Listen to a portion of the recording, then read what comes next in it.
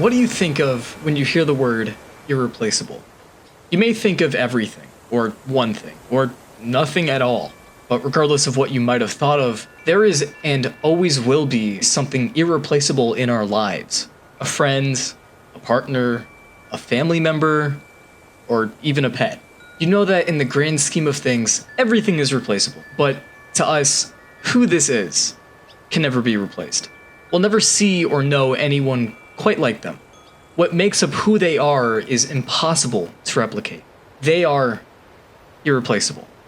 Now, think of it in a different context. What makes a game irreplaceable? Is it anything? Is it nothing? This question has peeved me for as long as I've lived, because games aren't living things. They aren't even objects. They're experiences. I can hop on and play them as many times as I like, and there's certainly no shortage of them. If I don't like one, I can just play another. It's the same with any medium of art. Are films and music irreplaceable? What's stopping me from going and listening to another song or popping on another flick? It's not like this one experience can't be replicated, right? It's what I'd like to believe is the innate truth, but ultimately, people are just as irreplaceable as art. More specifically, games. What we experienced will never be the same. Songs and films can speak to us. Some songs can help us through a rough time, and some films can alter the way we perceive others. They leave an impact on you. They all carry with them a unique experience, but gaming in particular is something that can leave the most impact on us. The idea of control over a world built by others can be powerful. You're in control of the path provided to you. You possess the means of impact. Sometimes it can lead to diminishing results, but other times it can lead to experiences that can never be replicated in anything other than games. Who you are, who you play as, what you see, and what you hear is only available in that game. And you can only truly experience it once. You can replay it, but you will never get that rush, that energy, and that excitement that you got before. It will never feel the same. And that can be a good thing, depending on how you look at it. It helps you open your mind and experience it through a new lens. See if what it was nostalgia or if it really was that good. In the case of games, sometimes they were just hyped up through your nostalgia, and the game you remember being incredible is not as good as you remember. Sometimes you play it and it reminds you of the good memories. However, in some cases, you revisit a game and it impacts you again in the very same way. Black Ops 2 is one of those cases. A game that I've revisited time and time again, and every single time, it has left me with a feeling of remembrance and appreciation. It also leaves me with a desire for more, a desire to continue playing it, and a longing for it to still be as relevant as it once was. This game represents much more than a Call of Duty game. It represents a franchise that wanted to give us their best, a team of people who wanted to show they could make something that was worth remembering, a game that could not be replaced. The game starts off with us seeing a group of vehicles pulling up to a retirement home. However, something's off. They bust down the door only to find an old Frank Woods. It's clear to us right from the get-go that we are no longer going to be playing as Alex or Woods. The story is no longer about them. From there, we flash forward, taking the role of Alex Mason. And the first scene we see, a man burning. In a way, this shot is symbolic. It's foreshadowing for what's to come. Savimbi then shows up, telling us it is too late to save him. We charge into the war zone, taking out MPLA soldiers and destroying their tanks. They are victorious. However, Alex and Hudson still need to find Woods. Savimbi tells us that it's a dangerous mission to save him, but he ultimately tells us that he's been placed into a shipping container. Upon arriving, Alex and Hudson's helicopter ends up being hit, forcing them to jump aboard the boat. We kill the crew aboard and fend off the gunboats that are tailing us. Hudson then alerts us that we're clear, and from there, we open the shipping container. We see this grisly scene of death. Dozens of people stacked onto each other like trash, all rotting. Blood splatters cover the walls. It's sickening. We find Woods. We grab his shoulder to wake him, and he wakes up in a rage. He's broken. Just looking at his bloodshot eyes, there's this sense of horror. We assure him that it's us, it's Mason, and we watch as his expression fades from rage to grief. He's relieved, but you can see the pain translate into his expression. The same man we watched take down Kravchenko and survive a grenade blast is now a husk. Our relief of finding him is short-lived as we hear a helicopter overhead. Hudson takes Woods as we destroy the Hind. After that, we make our way up to a radio tower, stealthily moving as we watch out for MPLA soldiers. However, we find out they aren't the only ones involved in this war. Upon finally reaching a resting spot, we set Woods down as Hudson watches him. As we move toward the radio tower, we notice someone sitting behind a microphone. Ordinarily, we wouldn't think much of them, but you get this feeling of importance. Regardless though, you sneak up on them, pointing your gun towards the back of their head and threatening them that if they don't do exactly what you say, you'll kill. We are going to kill you, see? This man is important. More than important. He's powerful. Everything from his demeanor to your threat, to the way he smiles at the sight of your gun. This isn't the first time we've held someone at gunpoint. A good example of this is Steiner from Black Ops 1. We saw the fear in his eyes and the concern for his life. However, this man, there is no fear. Not in his eyes, not in his face. In a way, he looks like he enjoys it. We even see Alex get startled. We see him hold the gun towards the back of the man's head, but the action of the man smashing the radio with nothing but his fist forces Alex to be thrown off guard. Alex grabs the gun with his second hand as well, showing that he isn't just on edge, but he's scared. We don't have time to react to him though. We grab the man, pressing the gun towards his head and slowly walk backward to get to the window. We hear him mock us. He claims we are not in control. We are not loyal. You son of a bitch!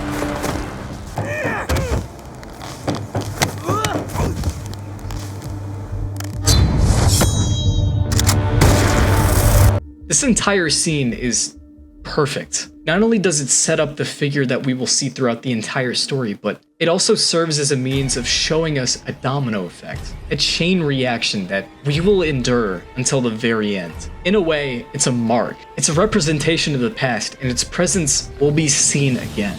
We escape through the window and begin running back to Hudson and Woods. Soldiers flood in from both sides. We fight our way to the river, however, upon reaching it, we see a Hind approach us. Lo and behold, it was Savimbi coming to rescue us.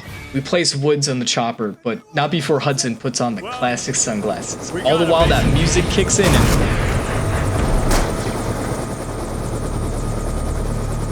Can't kill me.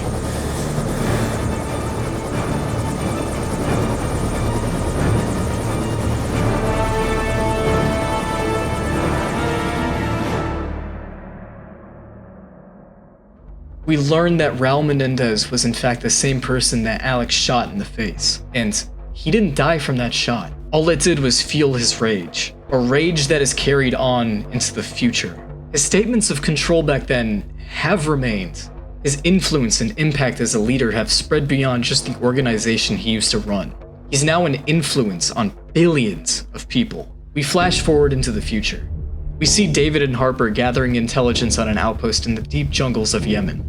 We swing forward, reaching a ledge on the side of a mountain. Right before we can catch a break though, a tree collapses under the rope, pulling it down. Salazar rushes to our aid, fortunately holding the tree in place long enough for us to cut the rope.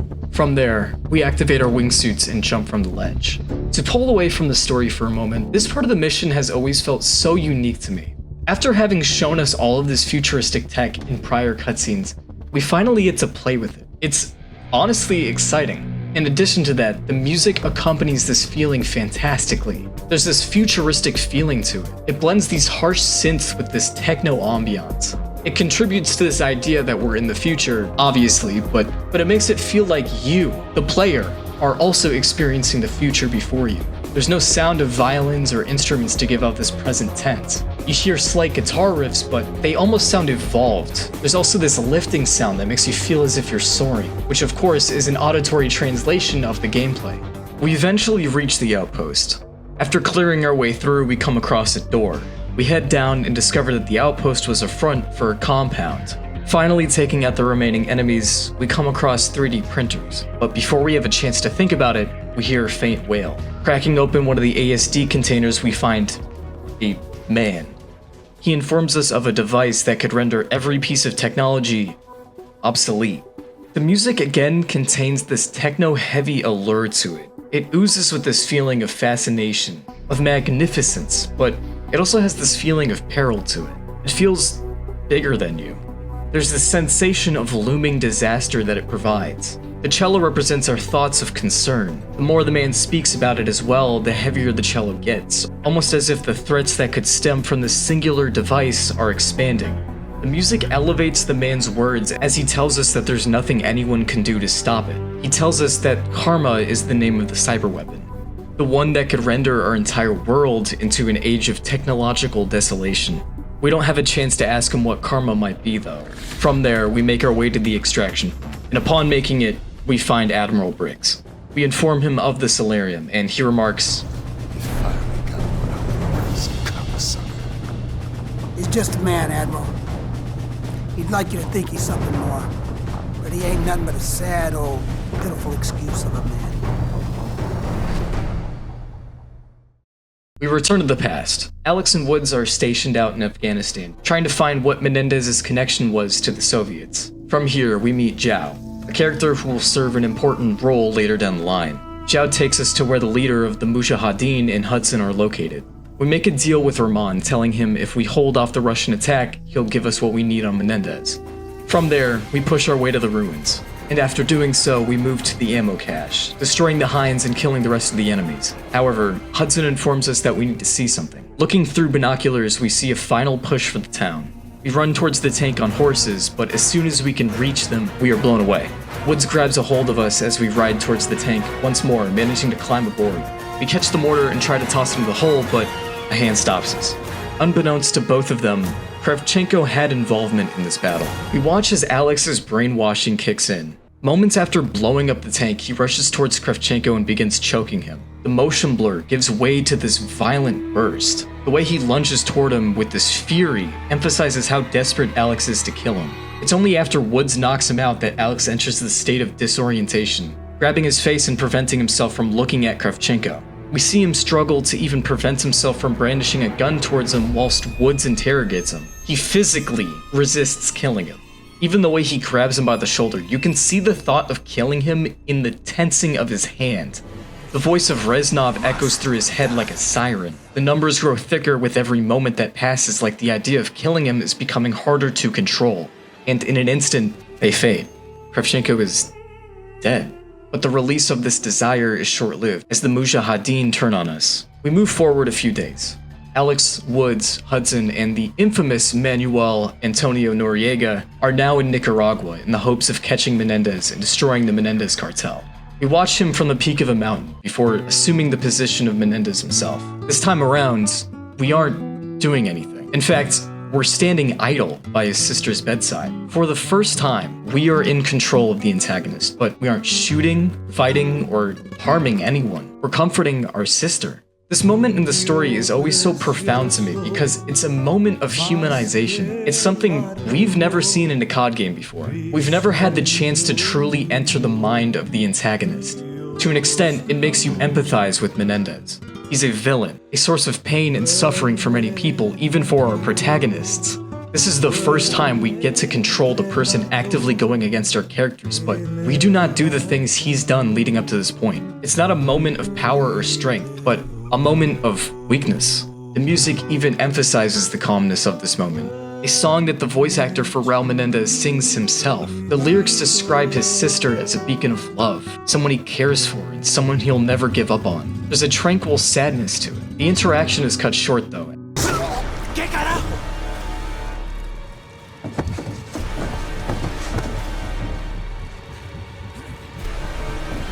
Si tocas a mi hermana, te lo juro que te mato. ¡Josefina!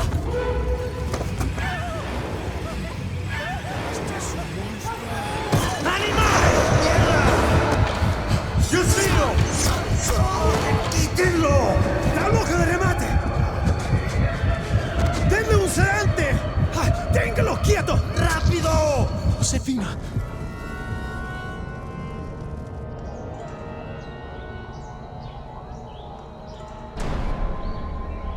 We find ourselves in a pair of handcuffs. The mere sight of it turns our vision blood red. Noriega stands over us with the shotgun, but instead of shooting us, he kills his own men. He unlocks the cuffs and our heart begins to race again. We hear the scream of Josefina. Our heart beats faster as we begin to tear through guards left and right. The sheer brutality of this section just amplifies his desperation and rage. You watch as people's heads come clean off and their bodies shoot backwards. Your vision will periodically dip between black and red every time you're hit. The requirement to reload being entirely taken out of this section is also something I love because we get into the mind of Menendez. The entire world around him is a blur. It's almost like a lapse in focus. You pay no mind to the fact that you've got a weapon in your hand and that you're getting shot. All that matters is your sister on the precipice of dying and these men who try to kill you. You can hear screams of both agony and rage as you cut through people. The music has this mixture of fast-paced bongos and somber singing. You even hear the screeching of guitars, feeling that auditory rage. There's anger infused in it, but ultimately, Josefina is the reason why it's persistent. After killing hundreds of men, he finally reaches her room. The entire hallway is engulfed in flames, and right at the end of it is Alex and Woods. You hear the rage in Woods' voice as he begins firing at him. Menendez runs towards the room in a fit of desperation, but Hudson grabs him, shoving him against the wall. A grenade flies by, knocking in the door frame and bouncing into the room. You watch as Menendez jumps into the room with complete disregard for the fact that he's within the vicinity of a live grenade. The screen fades to white as we are brought back to the retirement home. David inquires on why Woods threw a grenade, and Woods describes what Menendez did to him in Angola. We watch an otherwise stern, indomitable character completely shatter. We reassume the position of Alex. We spectate Menendez sitting beside his sister. The three men wonder who the woman is, with Woods chiming in. Much like Menendez, you can hear the anger in Woods' voice. This severe lack of empathy, of consideration for who that might be.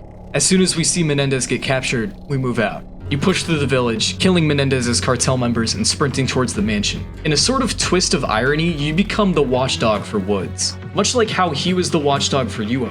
You get into the house and spot Menendez. Woods jumps over to the patio and sprints to the fence to get him, only to be stopped by Hudson. Amidst their quarrel, the same music that was played during the container scene is played here. It's a reminder of what Woods went through, why he wants to kill Menendez so desperately, but Hudson assures him they'll get him.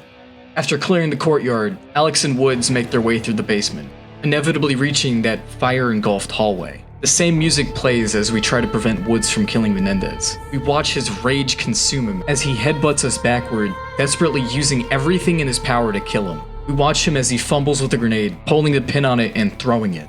Esta es única advertencia. Atención. Todos los miembros del cartel aún con vida deben entregar al personal militar inmediatamente. Esto está bajo bloqueo. Hay que subirlo al camión.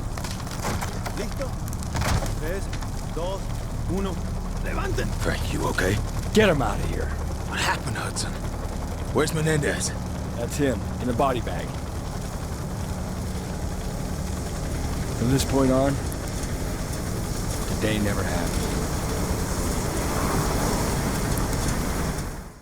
We arrive back at the present, where we are faced with a video of a man named DeFalco blowing off the kneecaps of a wounded soldier. Farid, a mole in the Cordestia group, informs us of who DeFalco is. From that, we cut to a feed of a claw. We see David, Harper, and Salazar locked down in a room, fighting off an armada of soldiers outside. We push into the shopping center as the two claws converge towards the front. Salazar and the two claws go into one of the buildings as you and Harper fight through the streets. While you're pushing through, the music carries this energy to it. It's weirdly stressful, but invigorating. It adds to the scenery around you. You're fighting enemies all the while you're pushing against heavy flooding. It adds this pacing to the level that keeps you both concerned for the situation you're in, but also focused on killing enemies. The music stops as you see the headlights of a bus floating down the river. We watch as Harper and David narrowly escape being crushed by it. Picking ourselves up, we move forward through the alleyway. People scatter around this place, picking at trash and trying to recoup in any way they can. It paints this harsh picture, this region in a state of disarray. Jumping over a barricade, we are met with a horrific image. Bloated, dead bodies float lifelessly in the water, showing just the impact the Menendez has had on this sector and how brutal it has been for those involved. We head through the sewers and we end up making it to the base where the ISI leader and Raul Menendez are speaking. We begin recording their conversation, occasionally needing to move back into range. We eventually reach a point where we are right beneath him, but something is wrong. He knows we're here. We push up to a warehouse. After preventing Harper from getting facial surgery, we stop the vehicle and head to the extraction point. only the SDC has beat us to it. For a second, we assume they're going to kill us, but they don't, and allow us to safely extract.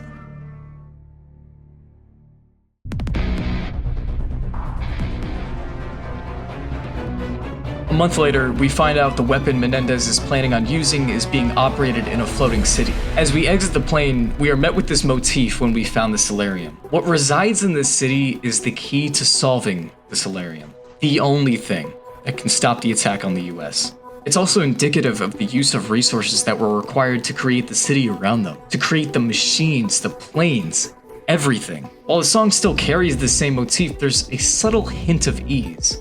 Being this close to the thing that can stop the attack, it's relieving. Regardless though, we make our way through the entrance. Walking towards the elevator, we see ads that replace the model's face with our own, and this is something I really enjoy. The ideas that were implemented into this game are very, very creative, and again, it sells you on the setting. We make our way down the elevator, taking out the guards and setting up Ziggy for the retina scanner. After getting the retina, we find out the PMC soldiers are already in the server room. We clear the room and head to the console, hearing that motif once more as we search for the weapon. Yet, we don't find it in the supplies or the security systems. Instead, we find out it's the same girl Harper bumped into. The weapon isn't a weapon at all, but a person.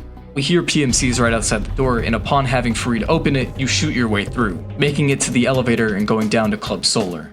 You maneuver your way through the crowd of people, eventually reaching Harper and Chloe. You exclaim that we have to leave, but before the thought even crosses anyone's minds, DeFalco appears. We see DeFalco mercilessly kill hostages, shouting for Chloe until she finally breaks and gets captured. DeFalco and the PMCs begin shooting at us, forcing us to duck and cover, and bringing about the coolest goddamn moment in any COD game.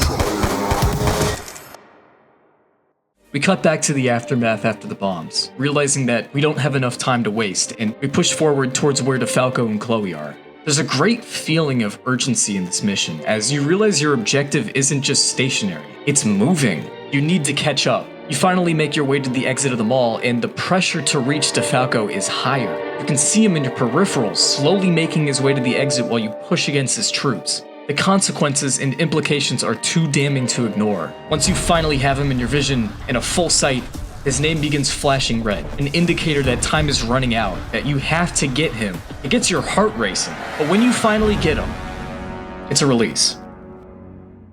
We return back to the past, starting the mission as Woods this time. He grabs his hat and fixes it on his head, looking at himself in the reflection of the truck's window. After speaking with McKnight, we follow Mason around the back. Mason and McKnight sit down at the table as Woods grabs the sports bag, once again confronted with his own reflection. There's a slight unease within Woods, but ultimately, McKnight fills us in that Noriega is important and needs to stay alive. He proclaims that the mission is simple: destroy Noriega's reputation and replace his documents. We then immediately cut to Woods, Mason, and McKnight on a boat. We move forward to an island where you can see the beams of bullet fire and explosions light the air. Mason attempts to get in contact with Hudson, but to no avail. As we fight through the streets, we can hear small nods to the more futuristic sounding music in the song that plays here. There's an off-putting feeling you get. It feels out of place. It's blending in that future with the past. It's almost like a forewarning. You make your way through the rooftop, dropping down and clearing out the enemies in the warehouse as well. You fight your way through the airfield, finally hearing word from Hudson. He informs you of the mission, assuring you there is confirmation on False Prophet. You make your way to a motel, busting down the door and grabbing Noriega. We inform Hudson that we're ready to be extracted, but he tells us there's been new tasking. No longer are we meant to take Noriega. There's a new target. Woods and Mason are rightfully confused, but they don't question the order. There's a relative unease again, except this time it's a little stronger. The way Hudson refers to Noriega as precious cargo, and the in-and-out communication between him and Mason makes the situation feel off. Nonetheless, you reach the trade-off site and hand in Noriega. Mason inquires about Nexus target once more, and Hudson responds by telling us, You have to trust me, Mason. You You have to. Hudson out.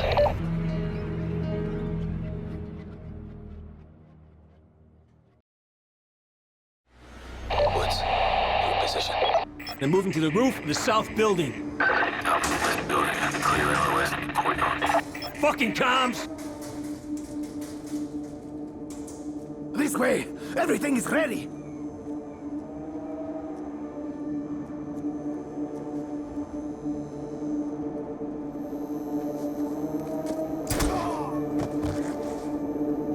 No one must know I betrayed him.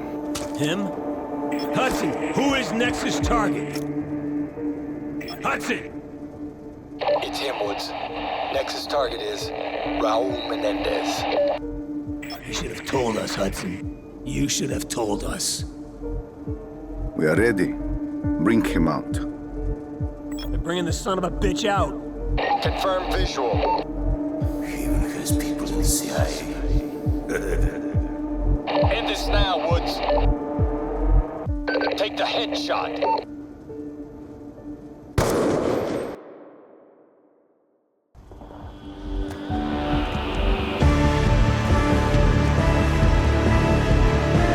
What are you looking so smug about?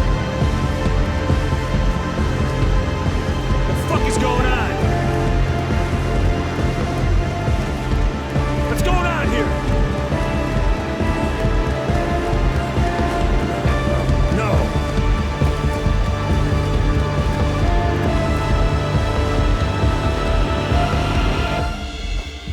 Mason! Fool. You bastard!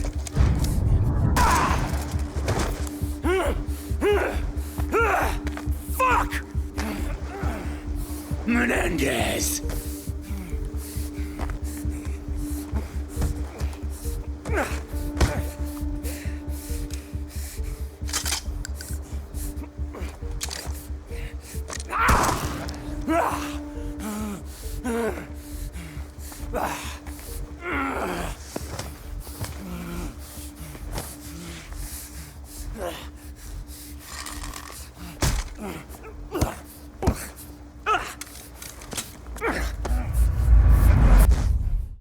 Your best friend, Alex Mason, is dead. By your own hand. Do you understand why? He was gonna kill David. Because you must suffer, as I have suffered. Now one more must die. You, Woods, or David. Make a decision now, or in 10 seconds you're all dead. Woods, I can't. I have 2 kids. They... Fuck! Okay, me! Do it! Do it!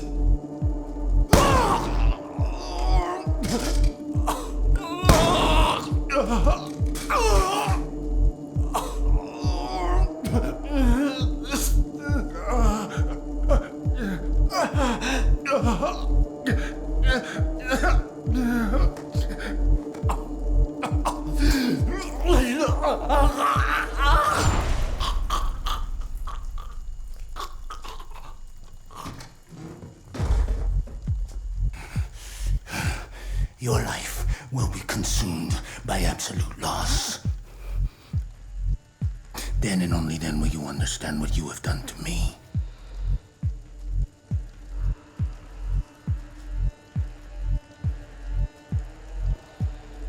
I would not kill you, boy.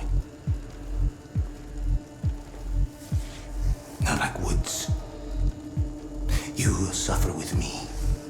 And then one day, you will see this pendant again.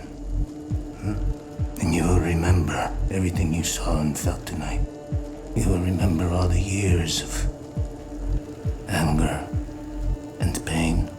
And when you do, David, please, come to me.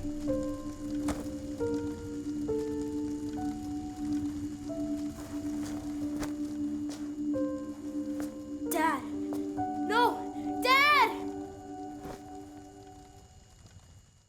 Objectively, one of the hardest scenes to watch in any COD game, or any game ever. This entire mission, as the name implies, sets out to make our characters suffer. Every single one. We watch Woods in between gameplay segments completely collapse at the memories of what occurred, what he did. The mirrors at the start of this mission and the reflections he saw emphasized what he felt. He blames himself for what happened to Mason. The slow buildup of the main theme illustrates the damning feeling. It's this foreboding piano that slowly turns into this rageful orchestra. It becomes this intense distress of emotion, and there's nothing we can do about it. Our best friend is dead. The same man we went on countless missions with, the same man who risked his life to save us. He didn't go out like a hero, he died by Woods' hands. The scene is also poignant for the fact that Hudson essentially gives his life for Woods and David. The dynamic between he and Woods was always sour, but in this moment of brutality, he shows sacrifice. Following this scene, we see David's reaction. The man who raised him after the death of his father is the man who ultimately killed his father. A man who, by no fault of his own, blames the misery inflicted on those around him on himself. This mission ties back to the quotes from Raul Menendez in the first mission. Control. Who really possesses the control in this story? That was the idea we had running through our heads prior to this mission, but now it's been answered. The narrative does not bend to our protagonists. Rather, it bends to Menendez. He orchestrated everything out of sheer spite and rage. This mission is the bridge that connects the past to the present. Everything we've seen thus far as David Mason is because of this mission. It's the harbinger of every major event. It is the consequence of many choices. Following that grisly mission, we cut back to the present. We assume the role of Fareed, the mole tasked with helping us capture Menendez. You speak with Harper shortly before coming face to face with Menendez himself. Menendez informs Fareed that there is a mole present with them, but ultimately doesn't care. We walk out with him, watching as a group of soldiers chants with him. The chanting is interrupted, however, as a VTOL appears behind them with Menendez commanding them to fire. Fareed raises his hand, but as he does, Menendez tells him to regroup at the Citadel. We make our way through the town, finally reaching the door that leads to the Citadel, and as we open it, Menendez is there in front of us. In a twist of events, Menendez gets the upper hand and we watch as Harper is dragged out of the VTOL. Menendez interrogates Harper before grabbing a hold of the gun and pointing it towards us. He spins it around and tells us to kill him. We slowly waltz towards Harper as he mocks and belittles us. There's a pain in his voice. You hear this uncertainty running through his head. It's disorienting. What do you do? What is there to do? How do you get out of a situation like this? As you hold the gun up to his temple, Harper, with an almost somberness in his tone, encourages us to shoot him. He tells us to do our job, and Menendez shouts viciously at us, and before you have a chance to think,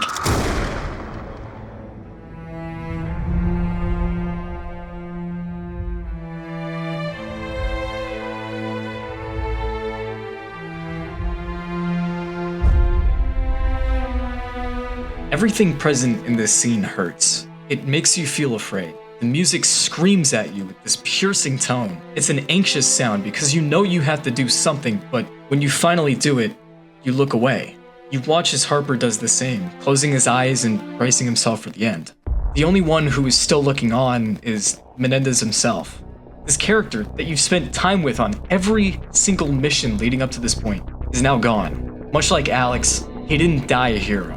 As we reawake from the explosion, we see David rush over and pick us up. Salazar informs us that Harper is dead, and as Fareed begins to muster anything, he informs us that Menendez is still en route to the Citadel. As he's rushed off by Salazar, we reassume the role of David. We close Harper's eyes before carrying on with our mission. We push forwards towards the Citadel, and upon reaching the top, we make our way to the VTOL. The doors open and we spot Menendez sitting. He surrenders himself willingly. We cut to the inside of the Obama.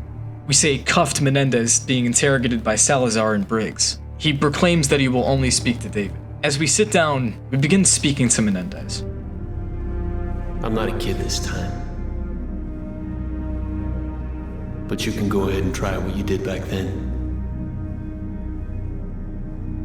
Opulence is sinful and we all pay for it. Such a self-indulgent piece of shit. Stop talking in riddles! It was taken from me.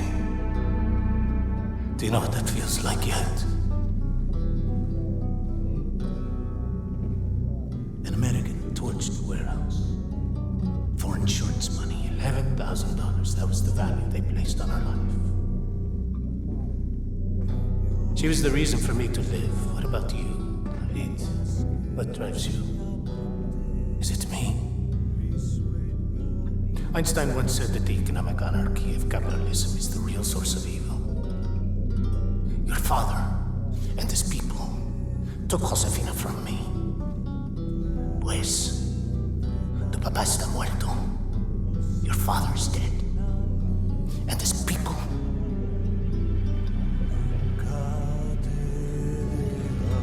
Finished. This scene has always stuck out to me for a number of reasons. When David replies to Menendez, claiming he's self-indulgent, it never truly made sense. The quote that Menendez shares is not of self-indulgence at all. In fact, it's the contrary. Opulence is sinful and we all pay for it.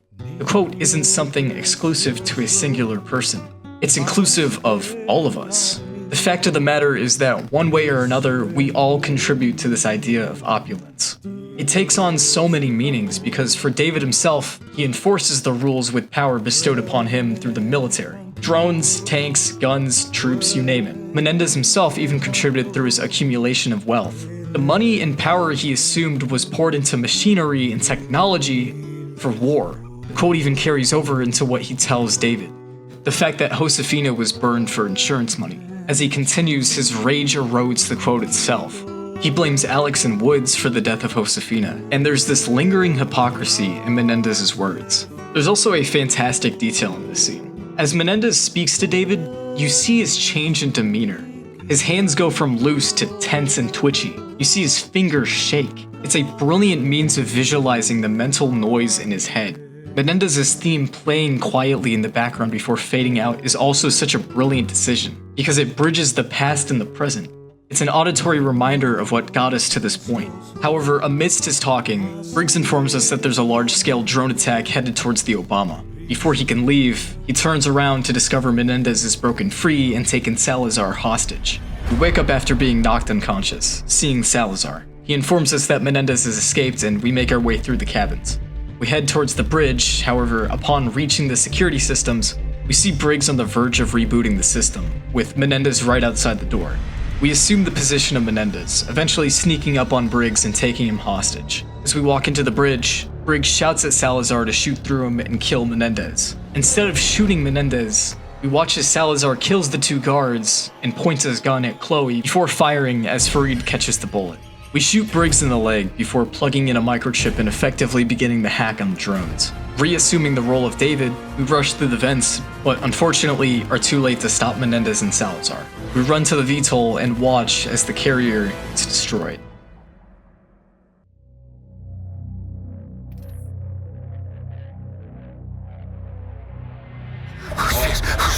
Sir, I can't help you unless you calm down.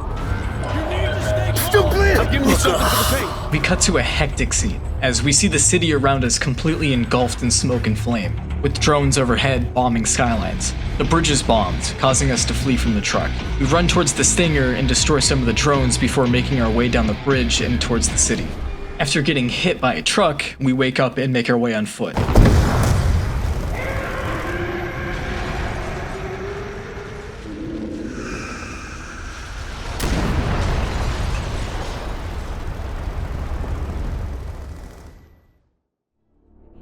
We regain consciousness and sprint towards Anderson. We see her get carried off into an ambulance as we board the VTOL and take off. After getting the president to safety, we take out as many as we can in the VTOL before we're forced to eject. Our final mission has us tracking down Menendez in Haiti, where the drones are being controlled. We start aboard a VTOL, putting on a jetpack before making the jump. As we're about to jump though, the VTOL is blown up, forcing us to jump out immediately.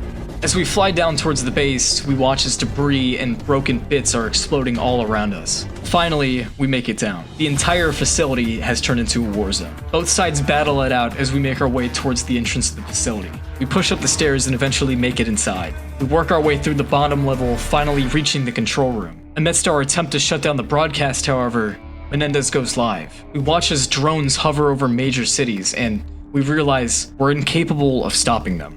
But instead of them bombing the cities, they self-destruct. Every single one of them. It wasn't about the destruction, but about weakening America. Their infrastructure, their defense, and their military power. As the live stream ends, one of our men comes up and the soldier goes to investigate, causing a bomb to explode. We sprint our way out of the facility, knowing we only have so much time before Menendez escapes. We watch as the facility crumbles around us as we race to the checkpoint, narrowly sliding under the door. However, as we slide into the room, an explosion causes the floor beneath us to collapse. We slide down, hitting a bar, and then...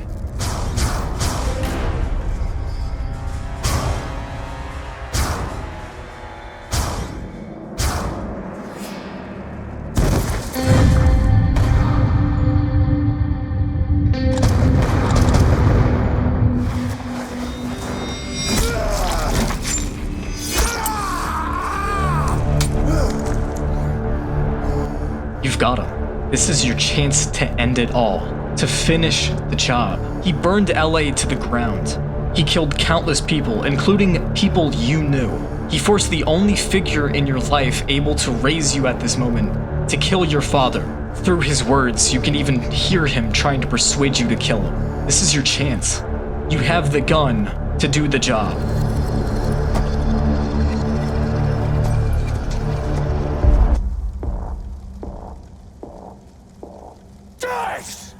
David!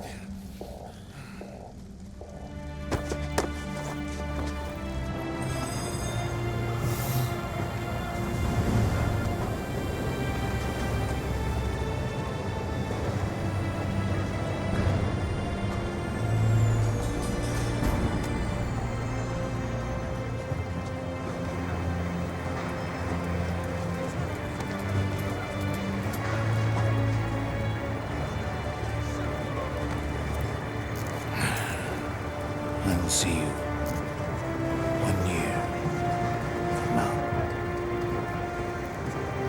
Study Ulysses. Be ready. No.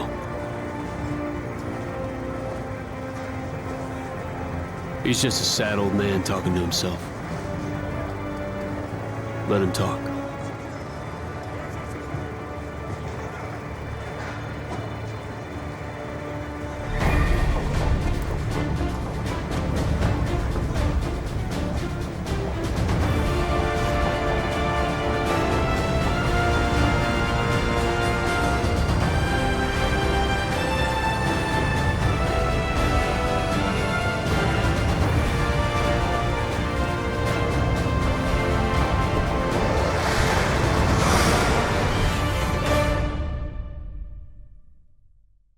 One of the most impactful, satisfying, triumphant, and downright badass endings to any COD game ever.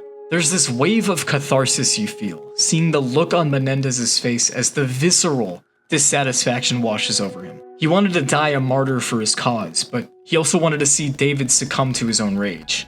As Menendez is cuffed, he tells David to study Ulysses, paralleling the events of the poem to the events of the game. But as Menendez says this, the guard behind him throws a gag over his face, only for David to stop him and echo the same words Harper said to Briggs.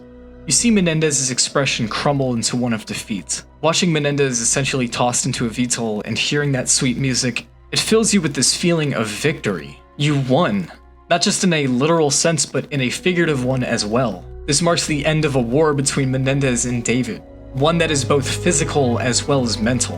And suffer with me, Menendez artificially created his connection between he and David. He forced David to experience the very same loss as he had, hoping it'd create someone like him, someone who understood him. You see this idea in Menendez's head throughout the entire game as well. The way he speaks to him, it's like he wants to see the same rage and anger in David. By not shooting him, you tear this ideology of his down. It's why there's this sense of confusion in his face when you don't kill him. Even after all he's done, he wasn't capable of breaking you.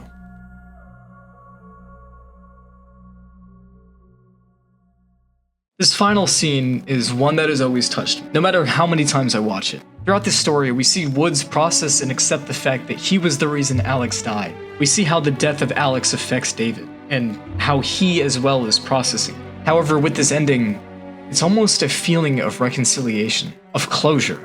We see Woods and David bond in a way that reinforces what the story had been telling us before. How Woods watched over and took care of David after Alex passed. The scene establishes how much they worked through together, whilst also showing how much Woods cared about Alex and how much David loved Alex. It makes Woods' final words even more bittersweet. He's happy to hear that. You talking to the dead now, sir? Nah. They talk to me.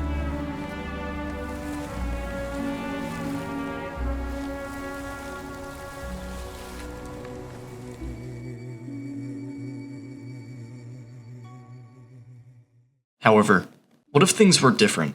In fact, what if we killed Menendez? Or what if we didn't kill Harper? Or if we let DeFalco get away? What if we didn't shoot Mason in the head, but instead shot him in the foot? One of the absolute best things about this story is that there's more than one ending. What I told you, and what I might have experienced, might not have been the same as you. There's a strong idea of choices, both in a narrative sense and a gameplay sense. As you progress through each level, there's always a choice to be made. Some have minuscule impact, whilst others completely alter the ending to the game. Having weight to your actions and choices has never made a story less impactful. To know that what you do as a player affects the story you're experiencing immerses you like no other, because you don't just feel like you're playing a character, but you feel like you're defining this world. Being able to play through it blind is an experience I wish I could relive, because not knowing what impacts your decisions make on the core outcome of the game is such an amazing detail. It's a feature that has quite literally only ever existed in this COD game. Whilst Cold War attempted to do something similar, the decisions you made in the game didn't feel nearly as impressive in the grander story. The tiny details were cool, no doubt about it, but nothing compares to the magnitude of weight that came from each choice within Black Ops 2. On top of that, the alternative endings are heavy. There are also strike missions that affect the outcome of your story, as well as changing certain cutscenes. It illustrates the passion that went into ensuring the campaign wasn't just great, but also replayable, and that replayability even stretches beyond the story. I held my tongue about the gameplay up until this point because I felt it was more important to shed light on the story, but now I actually get to talk about the game. When it comes to campaign modes in Call of Duty games, shooting enemies can get repetitive. It's honestly kind of tiresome just killing people over and over the same way constantly for every mission. Newer COD games have definitely shaken things up, but the core experience of killing bad guys and reaching a certain area doesn't feel nearly as thrilling as it could be. However, in Black Ops 2, there's actually a great deal of fun to be had in the gameplay. Part of that fun has to do with the fact that you get to customize your loadout before each mission. It's an honestly brilliant inclusion because it allows you to come back after previous playthroughs and try out different guns.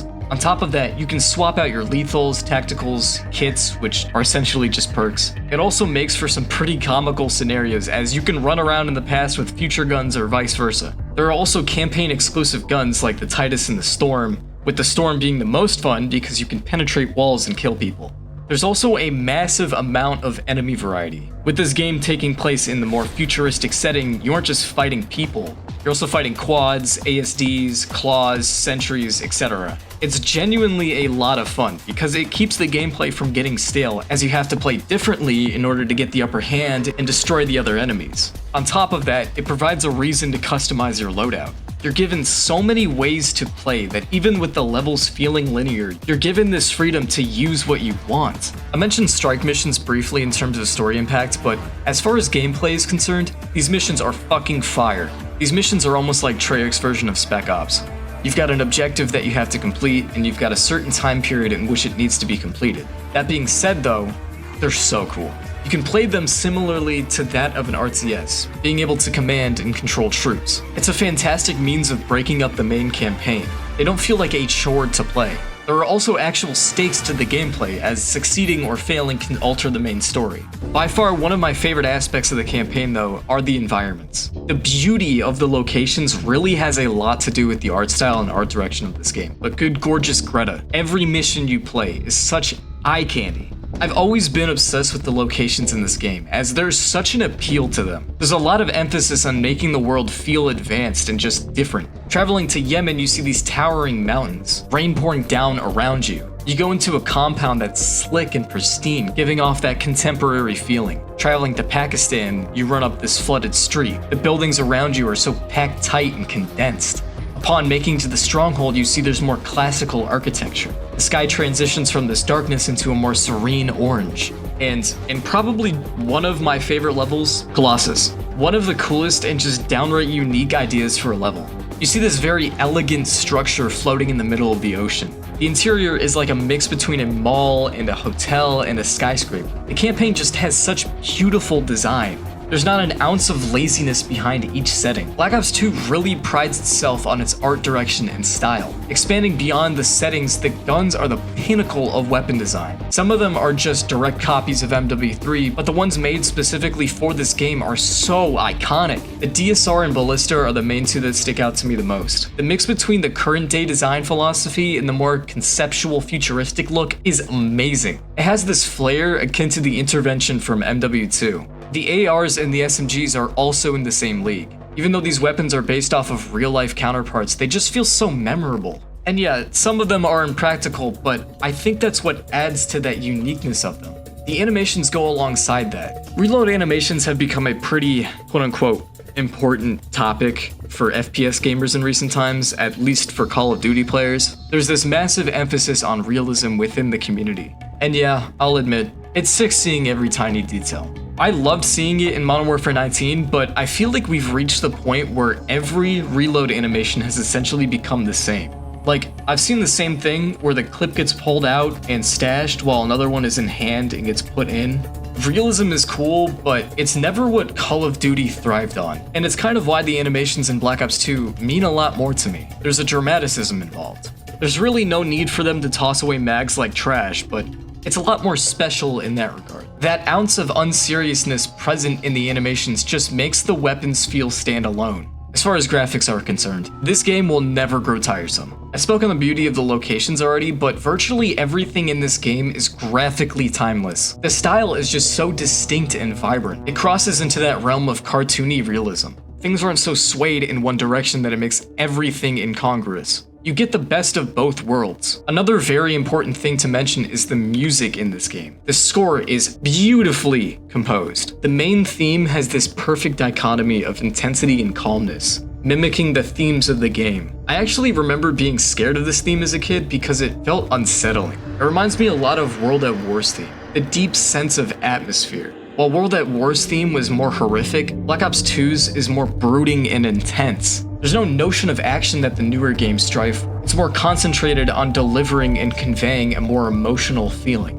While there are moments of cool gameplay and badassery, the story is the priority. Considering what happens within Black Ops 2's main campaign, this main theme really represents the compression of each and every character's emotions. All of the ideas present in the story, of rage, of dejection, of resolution.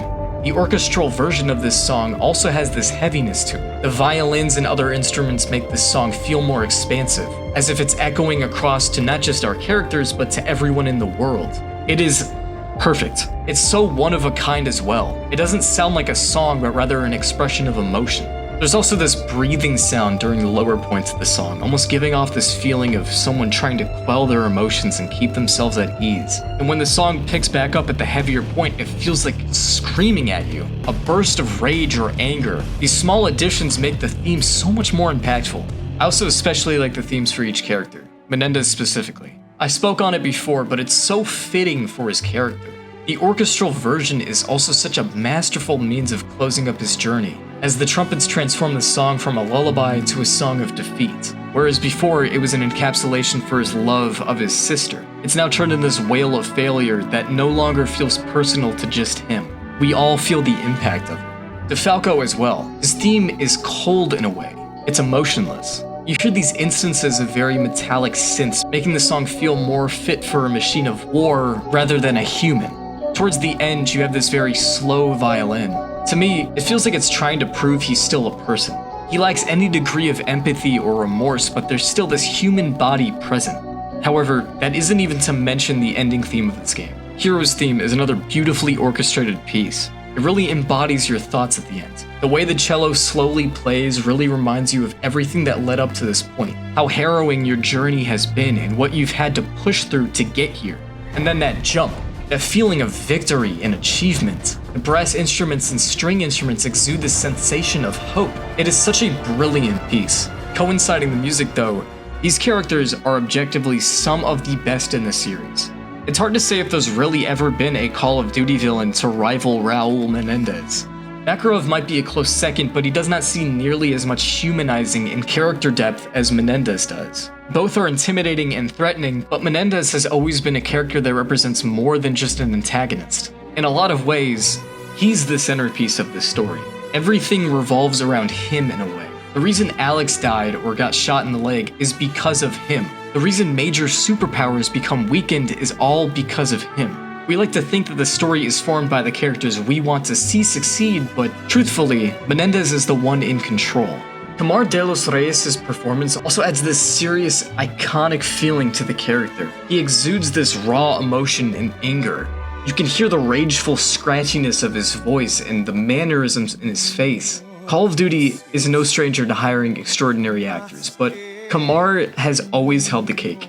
I've never been able to get over his performance. Just from the interviews as well, you could see how passionate he was to play this character.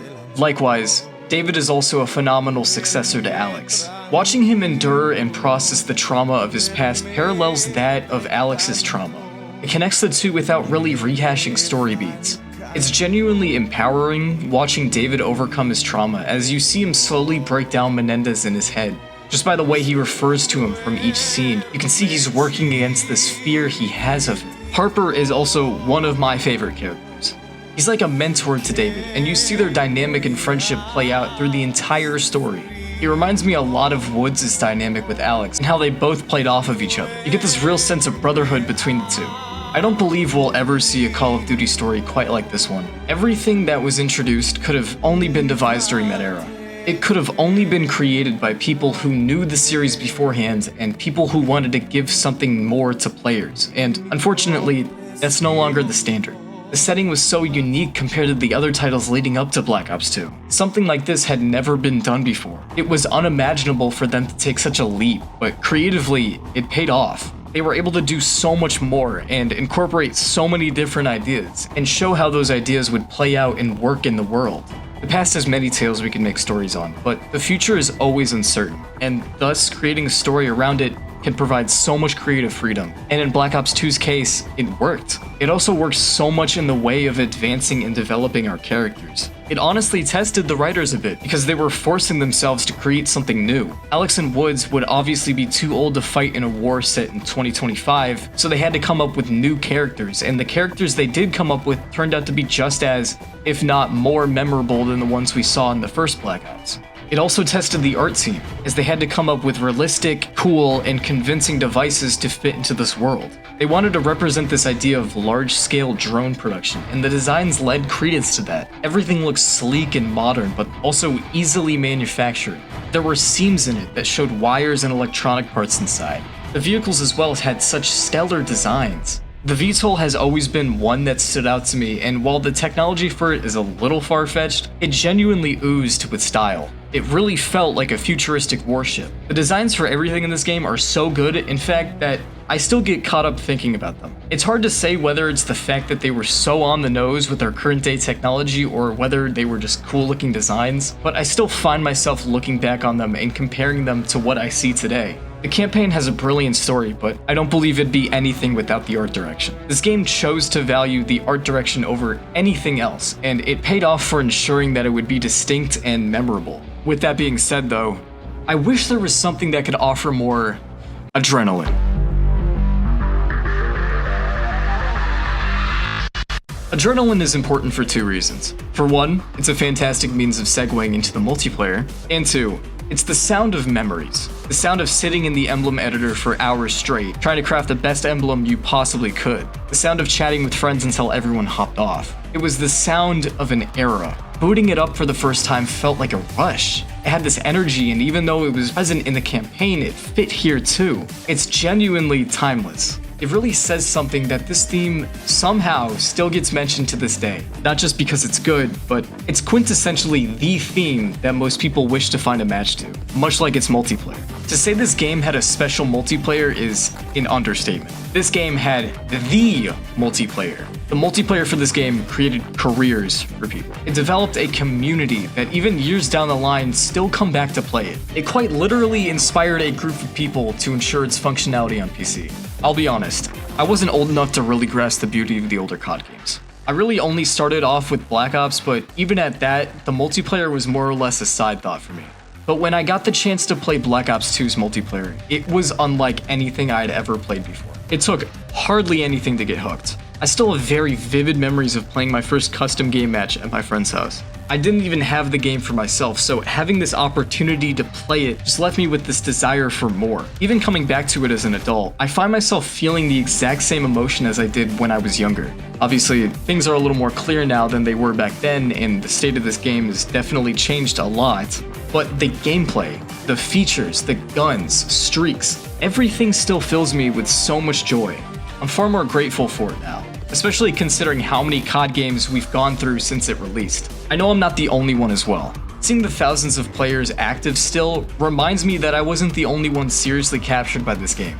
The core loop of the game is just fun, pure fun. It's something that's always been present in the game, and it has to do with the fact that the game is just simple.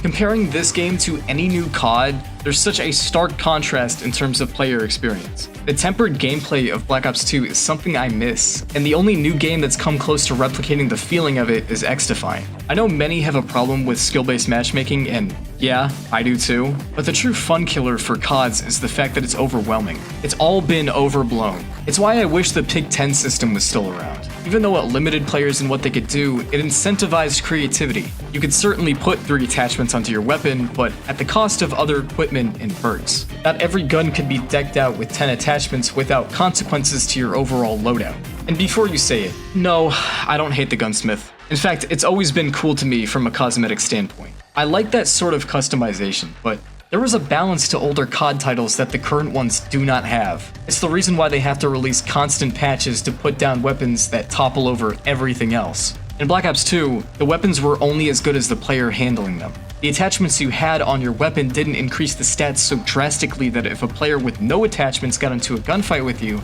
you'd always have the upper hand. In a way, it was more fun to play against, because the weapons themselves weren't the sole cause of your death. Speaking of weapons though, they are so much fun. The campaign gunplay is one thing, but when you translate it into a multiplayer, it feels amazing. There is not a single gun in this game that feels like it's not worth trying. I spoke on the design and animation before, but I'll say it again. This game has some spectacular weapon design. The artistry of each gun just gives them all such a unique personality. Some of them play the exact same and sound the exact same, but they're so distinctly different design-wise that it sticks out to you. The way you reload them and the way they sound, it makes it feel like an entirely different experience. The guns are so well designed that your main focus isn't on the stats themselves, but rather what you would prefer to play with, which one you find the coolest. On top of that, you had camos. Camos in this game were some of the most important things to me as a youngling, and they still are to this day. I feel as though camos have sort of lost their charm in recent times. It's not like they've been taken away. Instead, there's just so many that it doesn't really feel like camos are worth anything anymore. Part of the reward of reaching Diamond in Black Ops 2 was knowing how hard you worked towards getting it. It was also a secret until they got every single weapon gold for a specific category. It was a challenge to get, and that's something I actually love. It made the act of earning it far more rewarding, and seeing people run around with it, you knew that they worked their ass off to get it. The camo grind is so much fun that I even found myself grinding out to get gold on my M27 while getting footage of the multiplayer. Newer COD games have made them easier to get, and whilst that's a good thing on paper, part of what made the camo grind so beneficial and so rewarding in Black Ops 2 is that it incentivized you to get better. If you really wanted to get your first gold gun, you had to earn it. I remember being upset with the fact that I had to earn bloodthirsty medals, but man, when you got them and saw that little notification in the match that you got the camo, it was the most satisfying feeling ever. Additionally, each camo was perfect. The base designs were absolutely phenomenal. Art of War and Cherry Blossom were my absolute favorites. The DLC ones weren't bad at all either. Weaponized 115 was a certified classic, and the Bacon one was a testament to its time. However, the design of the diamond camo is one that has always been something I've cherished. It's one that will always live in my mind. Not having an option to view it made it all the more alluring to unlock. Also on the topic of great design, the maps. You'd be damned to find another COD game preceding this one with as many iconic maps. The base maps for this game were incredible. Standoff, Carrier, Raid, Express, Meltdown, Yemen, and of course, who could forget, Hijacked. These maps are arguably some of the best in Call of Duty history. Much like the campaign levels, they're so beautifully designed. They're also vibrant and distinct from one another. Hijack takes place on this yacht right off the coast of an island. The layout is 3 lanes with a bottom part that connects the 2 spawns together. It's a very simple map, and that's why it's one of the best. The design of the boat is so gorgeous, and the skybox is grand as well. It's genuinely the pinnacle of map design, in my opinion. Raid is also another great one. It takes place at this mansion right atop Beverly Hills. It flows amazingly. There's so many open areas, but also plenty of narrow corridors for close quarters. The look of it is also so iconic. The contemporary Arca structure and the spiral outside in the middle of the roundabout are just so popping. Plaza is another fantastic map, and probably one of my second favorites. Having settings ripped straight from the campaign and applied to the multiplayer maps will never not be something I admire. Plaza was just aesthetically excellent. Everything looks so sleek and desirable. You could camp out on the top of stores and you could run through the club listening to Skrillex. It played fantastically. Again, the art direction for this game paid off because it benefited the designs of each map. It was a balance between keeping things in line with the visual style of the game, whilst also ensuring there was something new to look at. They will genuinely never get old to me in the visual department because they were made to last. You can tell there were genuine aspirations for each map. The DLC maps are also so full of flair and charm. Some of them are remakes of other maps from Black Ops 1, but they're so contrasting in their overall themes that it makes them feel like entirely new maps. For the longest time, I didn't know Takeoff was a Black Ops 1 map, but maps like Pod, Frost, Dig, Rush, Mirage, Vertigo, and Grind are so good. Pod is one of my absolute favorites. Not gameplay-wise, but aesthetically. Again, the future setting really gave them more leeway into coming up with more fascinating ideas for maps. Pod takes place in this abandoned paradise. There's stacks of these pod-like buildings just scattered around the map, hence the name. It's such a visually intriguing map because it offers so much to the imagination. Grind is another one that I love with every ounce of my heart. Having us play in this skate park was such an outlandish idea for the time, but it translated so well into gameplay. You can run through the skate tunnels and go through the skate shops. Another one I absolutely adore is Cove. Definitely the smallest map in Black Ops 2, but the aesthetic was there. You could camp inside the crashed plane, you could walk along the water and run around in it. It was so cool. You could also see Hijacked from a distance if you went to one side of the map. These tiny details were unnecessary, but they made the map so much more worthwhile. One of the maps I nearly almost forgot about is Magma. This map, when I first tried it, blew my mind. It's genuinely such a mystery to me as to why this hasn't been remastered in some way. It takes place in a futuristic Japanese village while a volcano is erupting. There's a derailed train in a massive pool of lava which can kill you, by the way. You can even run through a fish shop. It's seriously so creatively vibrant. And I think one of the best parts about these maps is that they abide by the art direction.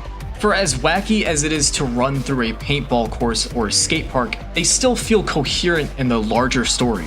This is something I think is lost on newer Call of Duty games. There's no longer this priority to make things feel like they belong to the world they've built. This sentiment even goes for the character models. Black Ops 2 has some insanely memorable factions, and all of the faction models fit the criteria. For the militia, you've got Menendez's troops. SEALs, they're dressed head to toe with high-grade military gear. SDC soldiers have this stealthy apparel on them. It's a detail I really didn't appreciate as much when I was younger, but having spent time with newer COD games, it's something I miss. The idea of operators just drains the flair out of the factions, and the VAs are pushing the personality so hard that it's almost obnoxious. Hearing your character in Black Ops 2 act like he's fighting in an actual gunfight is so much more endearing. Maybe playing as a random military soldier isn't as visually distinct as running around the battlefield in a clown costume, but it made the game matter to the world, which is another thing about the factions. The announcers. Team deathmatch. Guns up. Let's do this.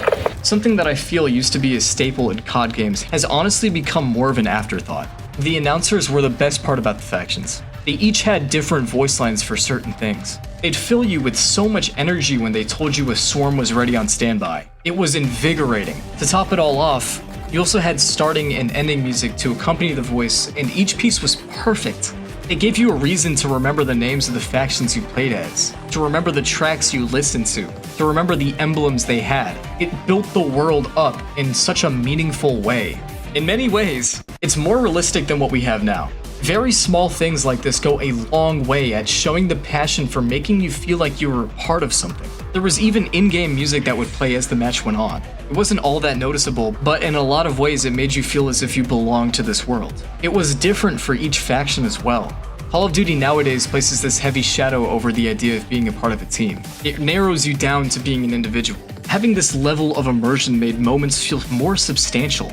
To some, it might have felt like a win for them, but to me and many others, it felt like a win for your team. Those aspects made the game feel more social, which is another thing. The social aspects. Things like emblem editor, post-game lobbies, kill chatter, all-match chat. It gave you a reason to stick around and even, I don't know, socialize. Things like being able to hear someone rage after you killed them, being able to chat with the people after a match, seeing the work others put into their emblems. So many different ways of connecting to people. It wasn't perfect all of the time. You had bad apples, but that was to be expected with anything. It's disheartening to see these features be removed from newer COD games, because they allowed for so much expressiveness. The emblem editor was a major part of my Black Ops 2 experience. The fact people could see it by simply browsing over my name, or the fact that it could be shown on my gun, it created an experience where putting thought into your emblem was actually worth it. It was such a fun and downright brilliant inclusion. Black Ops 2's multiplayer was a gameplay experience first, but it was a social experience second. I think back on all of the things like the fact that you could view someone's combat record and showcase by simply flicking the joystick to the right, or how you could watch cool trick shots and view funny screenshots in the theater, or even how you could watch the heat map spin in front of you and show you where players were playing across the globe. Since the inception of online gaming, they've always thrived on socialization. The game incentivized you to create a community, to talk to people, to connect. It was also personable. One last thing I'll touch on are the score streaks. Hot damn do I love the score streaks in this game. I've said this a million times, but the future setting gave them so much freedom. I remember just wide-eyeing the list of score streaks in this game when I was younger. I knew that I couldn't earn them, but that's exactly what made them so cool to me. They were like achievements in a way, and once you got it, it felt powerful. It felt like the control of the match was now in your hands. And that's something I'll never give up. By no means were they balanced. The higher the score required, the more overpowered they got, but truth be told, that's what made them fun. The design of each one was also so fantastic. I remember being blown away by the AGR, the escort drone, and the swarm. Seeing this little robot go around the map and kill people was the coolest thing to me. The swarm was even cooler as you literally saw the entire sky fill up with hunter-killer drones. Whenever you heard someone get it, you knew they deserved it. The score streaks in this game will never get old to me. They're forged with such an excellence that it makes you want to push as hard as you can to get them and live for as long as you can to get as many as possible in a match. Black Ops 2 made streaks feel good. It made them feel like in-game achievements, and it made them feel like things worth remembering. I've gone through just about everything I love about the multiplayer, but there's still one last thing in this game that must be talked about.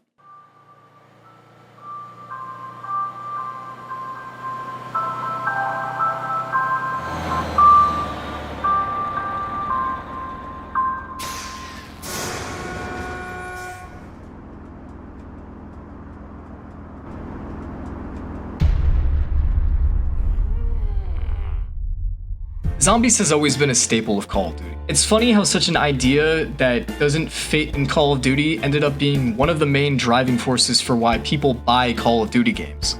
In the early Black Ops days, I wasn't all that avid on zombies. I definitely played it and enjoyed it, but being a youngin', I didn't know shit. The story and the Easter eggs were never something that went through my head. It was always kill the zombies. To me, that's a lot of the reason why I loved it. When Black Ops 2 rolled around, a lot of my previous obliviousness started to fade. Cutscenes and dialogue between characters clued me in on some events.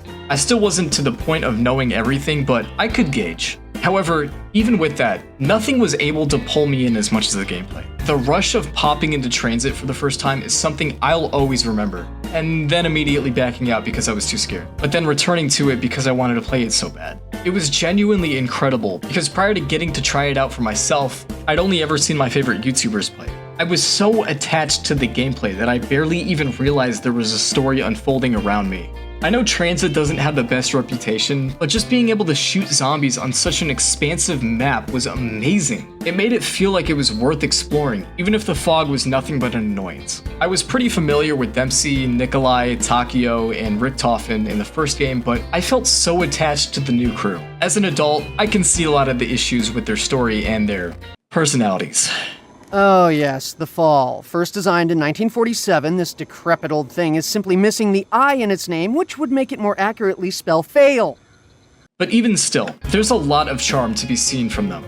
Misty, Marlton, Russman, and Stuhlinger all felt just as memorable as the original crew. They might not have been as funny or as witty, but they all stood out from each other and it felt like they had a dynamic with each other.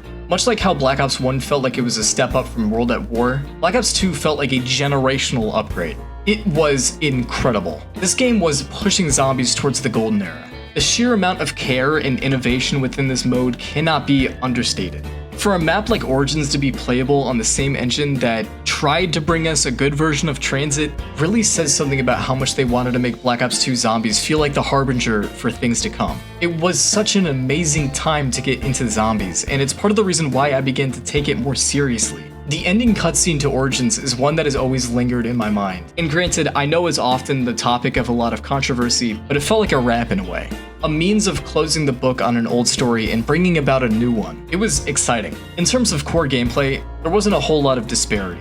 It very much so played the same as it did all the way back when it was initially released. But what it introduced was where things got far more interesting. The generators of Origins, the Afterlife mode of Mob of the Dead, and all of the wacky shit that Barry brought upon us were all such great and refreshing additions. They weren't necessary, but the fact that they were even there is what made them feel iconic. It also had to do with the designs in the maps. Each map was so visually beautiful and stylized. Die Rise is one of my absolute favorites, taking place atop destroyed, crumbling skyscrapers. While it certainly does not play well, it's gorgeous. I remember being utterly obsessed with the skybox and overall details, like the different decor on each wall or the dragon hanging on the roof. It was incredible. Nuketown was also a beautiful map. Even though it was definitely a strange addition, seeing that massive mushroom cloud tower over you when you spawn in will never not be jaw-dropping. They wanted to stretch their art direction wings, and it shows with how distinctly exquisite each map is. You could legitimately see the ambition they strive to achieve with the zombies mode. The wonder weapons in this game were also so iconic, except for maybe the jet gun, which is iconic for a different reason. Weapons like the Soliquifier, Blundergat, Paralyzer, and literally all of the staves are all of the weapons that will never get tiring to use. There's really only so many different ideas for zany guns that you can think of, but Black Ops 2 had some wonderfully, no pun intended, crafted weapon designs. It was phenomenal. The fact a majority of them were completely busted is also what made them so memorable. Being able to wipe through round after round with a weapon that had infinite ammo will never not be the best time-killing experience. Black Ops 2 Zombies was certainly controversial to a lot of people, but to me, it felt like an upgrade. Many memories were made simply trying to finish Easter eggs on maps, as well as just talking about life and enjoying the moment while killing zombies. There was also something so special about the world map, being able to jump around to different locations and upon opening it, seeing this almost glow to the modes you wanted to play. While survival was the main one people would play, Turned and Grief were actually pretty fun. It was difficult for people to really get invested in the other game modes when survival was the one Treyarch put the most time into, but it added an alternative if there ever was a chance people got sick of survival. Ultimately though, the simplicity and complexity of zombies is what keeps people attracted to it even still, and the collection of maps are really some of the best in the series. The magic of Black Ops 2 will never be replicated, and saying that out loud to myself, it hurts. Knowing nothing will ever resemble the experience I had on this game is sort of existential in a way. But the more time I spend processing the thought, the happier I feel to know that it happened. I don't believe I'll ever get over the memories I made playing this game, and I know for sure I will never get over the fun that is simply playing the game. This game marked an end of an era, as cheesy as that may sound. It symboled the curtain close of a series in its prime, and many of us felt it. There was a shift after this game came out, one that would permeate for years. It's a frustrating thing, thinking about where the series ended up, but it's alleviating to remember what came before. The campaign is one that I will forever make comparisons to, as there was nothing like it at the time, and there still isn't. The themes and ideas coupled with the story are an eternal foundation. I've played through a lot of games since Black Ops 2, and still, nothing has come close to that feeling of resonation this one conveys. We're given so much to feel and think about, and those things we end up thinking about carry with us. The story wasn't just created for a temporary satisfaction. It's legitimately one that we're meant to bear. How decisions can affect our lives so drastically, how rage can fester into a mental and physical war that pushes past the barrier of time, how we won't always win in the end. It's a story that was designed to be remembered, not absorbed. It's a design philosophy that transcends the campaign. The multiplayer and zombies mode weren't built for annual enjoyment. They were made to be played forever. There's a reason why you can reset all of your stats in the multiplayer. There's a reason why zombies rounds go indefinitely, and why you have a career profile, and why you have a rank. This game felt like no other, because it wanted to be no other. It was designed to be the one. Going back to the idea of irreplaceability, I believe I've found the answer. It's us. Even though Black Ops 2 was designed to be more, we're ultimately the ones who shaped the legacy of it. If it weren't for the memories and moments we made in this game, or the community that surrounded it and the culture we attributed to it, it would have been just another Call of Duty game. We shaped our own childhoods, our own experiences, our own videos, our own friendships, our own memories. We were the ones who etched it out into history. As much as I like to praise this game for the decisions and choices it made creatively, I don't think there's anything that could have built it up more than the people who played it. So, if you ask me, I think that's why Black Ops 2 is irreplaceable.